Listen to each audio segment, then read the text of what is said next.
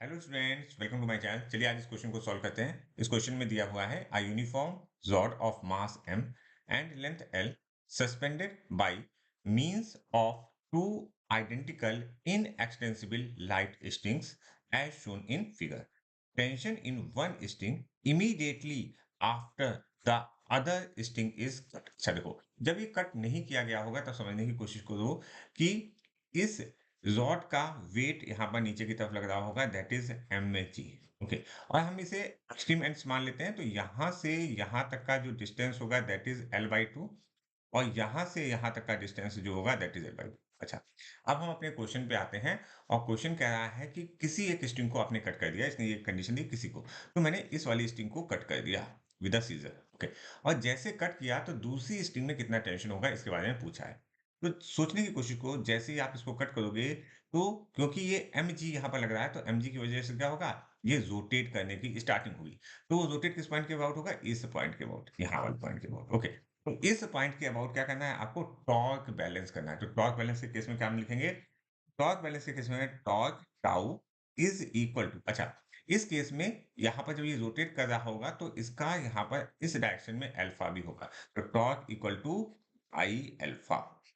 एक important point. अच्छा, तो टॉर्क की वैल्यू क्या होगी, टॉर्क क्यों आ रहा है, mg की वजह से आ रहा है, तो आप लिखोगे mg, ओके, इनटू l/2, क्योंकि देखो l/2 और ये l/2 और mg एक दूसरे के कैसे हैं, परपेंडिकुलर। तो यहाँ एंगल का जो 90 आएगा तो sin 90 की वैल्यू 1 हो जाएगी, तो mg इनटू l/2। ओके, आई की वैल्यू क्या होगी, देखो आई जो है that is a moment of inertia of rod. Okay, तो जब हम tau is equal to I alpha लिखते हैं, तो जहां जिस पॉइंट के अबाउट टॉर्क लिखते हैं उसी पॉइंट के अबाउट क्या लिखते हैं, मोमेंट ऑफ इनर्शिया। तो इस पॉइंट के अबाउट मोमेंट ऑफ इनर्शिया क्या होगा, तो ये वाले पार्ट को अभी आपको निगलेक्ट करना है एक्चुअली में, ठीक है। तो हमारा जो मोमेंट ऑफ इनर्शिया होगा that is actually m l square by 3। Okay, एक बात हो गई। अच्छा, अब यहाँ पर हम अल्फा अल्फा कैसे निकालेंगे, ठीक है। आपको पता है a इज इक्वल टू, एक फॉर्मूला आपको पता होना चाहिए, a is equal to r alpha होता है।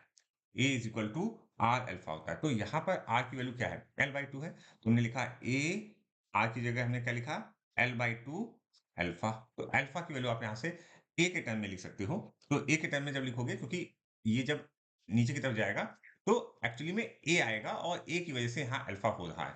तो यहाँ से हम क्या लिखेंगे, अल्फा की वैल्यू उठाएंगे, और अल्फा की वैल्यू क्या होगी, multiplied by A upon L by 2।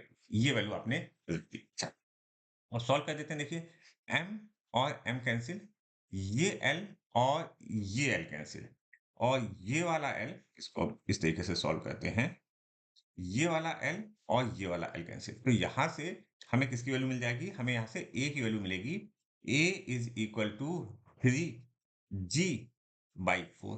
अच्छा, अब देखो क्या होगा, अब समझने की कोशिश करो, जिस इंस्टेंट पर आपने कट किया है उस समय इस पर नीचे की फोर्स कौन लग रहा होगा, नीचे की तरफ कौन सा फोर्स लग रहा होगा, एम जी लग रहा होगा, और ऊपर की तरफ इसमें टेंशन टी लग रहा होगा। तो हम लिखेंगे एम जी, इक्वेशन लिखेंगे m g minus t, okay, is equal to क्या होगा, मास इनटू एक्सीलरेशन।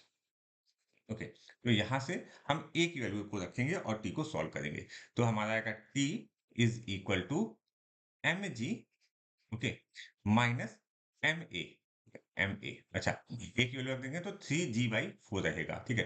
तो मैं m को बाहर ले लेता हूं, m को मैं बाहर ले लेता हूं, और g को भी मैं बाहर ले लेता हूं, तो इन ब्रैकेट यहाँ होगा 1 माइनस 3/4, 1 माइनस 3/4। तो देखो यहाँ पर यहाँ आएगा, तो that value is comes to be ah mg/4 t. तो उस पर्टिकुलर इंस्टेंट पर टेंशन कितना होगा, mg/4 होगा, और हमारा option option 2 is correct for this question.